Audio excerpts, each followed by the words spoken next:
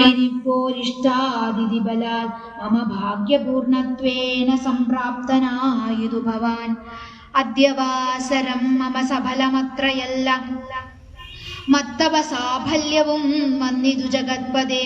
കുംഭസംഭവൻ തന്നെ കണ്ടു രാഘവൻ താനും തമ്പിയും വൈദേഹിയും സംഭ്രമസമന്വിതം കുമ്പിട്ടു ഭക്ത്യാദണ്ഡ നമസ്കാരവും ചെയ്തപ്പോൾ കുംഭജന്മാവും എടുത്തെഴുന്നേൽപ്പിച്ചു ശീഘ്രം ഗാഠാശ്ലേഷവും ചെയ്തു പരമാനന്ദത്തോടും ഗൂഢവാദീശാജന അജനായ ലക്ഷ്മണനെയും ഗാത്രസ്പർശന പരമാഹ്ലാദജാതസ്രവൻ നേത്രഗീലാലാകുലനായ താപസവരൻ ഏകേന കരേണ സംഗൃഹ്യ രോമാഞ്ചാൻവിതം രാഘവനുടെ കരപങ്കജം അതിദ്രുതം സ്വാശ്രമം ജഗാമഹൃഷ്ടാത്മനാ മുനിശ്രേഷ്ഠൻ ആശ്രിത ജനപ്രിയനായ വിശ്വേശം രാമം പാദ്യാർഘ്യാസനമധുപർക്കമുഖ്യങ്ങളുമാ ഉപാദ്യ സമ്പൂജ്യ സുഖമായുപവിഷ്ടം നാഥം വന്യഭോജ്യങ്ങൾ കൊണ്ടു സാദരം ഭുജിപ്പിച്ചു ധന്യനാം തപോധനനേകാന്തേ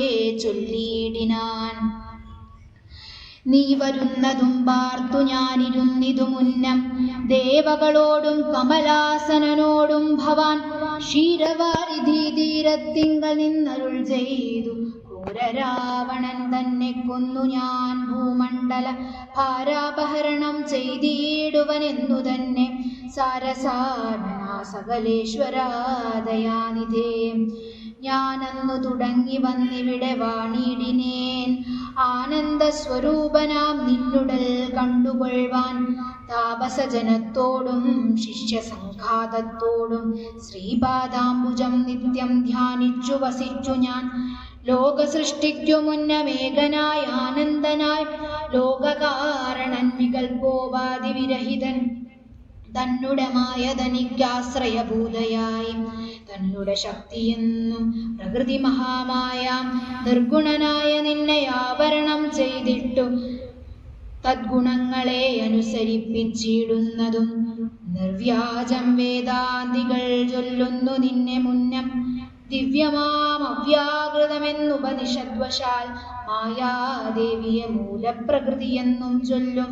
മായാതീതന്മാരെല്ലാം സംസൃതിയെന്നും ചൊല്ലും.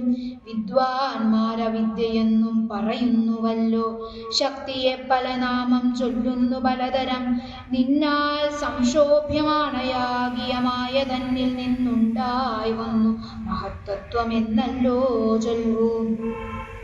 നിന്നുടെ നിയോഗത്താൽ മഹത്തത്വത്തിങ്കലേ നിന്നുണ്ടായി വന്നു പുനരഹങ്കാരവും പുരാ. മഹത്തത്വവും അഹങ്കാരവും സംസാരവും മഹദ്വേദികളേവം മൂന്നായി ചൊല്ലിയിടുന്നു. സാത്വികം രാജസവും താമസമെന്നീ വണ്ണം വേദ്യമായി ചമഞ്ഞിതോ മൂന്നുമെന്നറിഞ്ഞാലും താപസത്തിങ്കൽ നിന്നു സൂക്ഷ്മതൻ മാത്രകളും ഭൂമി പൂർവക സ്ഥൂല പഞ്ചഭൂതവും പിന്നെ രാജസത്തിങ്കൽ നിന്നുണ്ടായിരിന്ദ്രിയങ്ങളും തേജോരൂപങ്ങളായ ദൈവതങ്ങളും പിന്നെ സാത്വികത്തിങ്കൽ നിന്നു മനസ്സുമുണ്ടായി വന്നു. സൂത്രരൂപകം ലിംഗം ഇവറ്റിൽ നിന്നുണ്ടായി സർവത്ര വ്യാപ്ത സ്ഥൂല സഞ്ചയത്തിങ്കൽ നിന്നു ദിവ്യനാം വിരാട് പുമാനുണ്ടായതെന്നു കേൾപ്പു. അങ്ങനെയുള്ള വിരാട് പുരുഷൻ തന്നെയല്ലോ തിങ്ങിടും ചരാചര ലോകങ്ങളാകുന്നതും.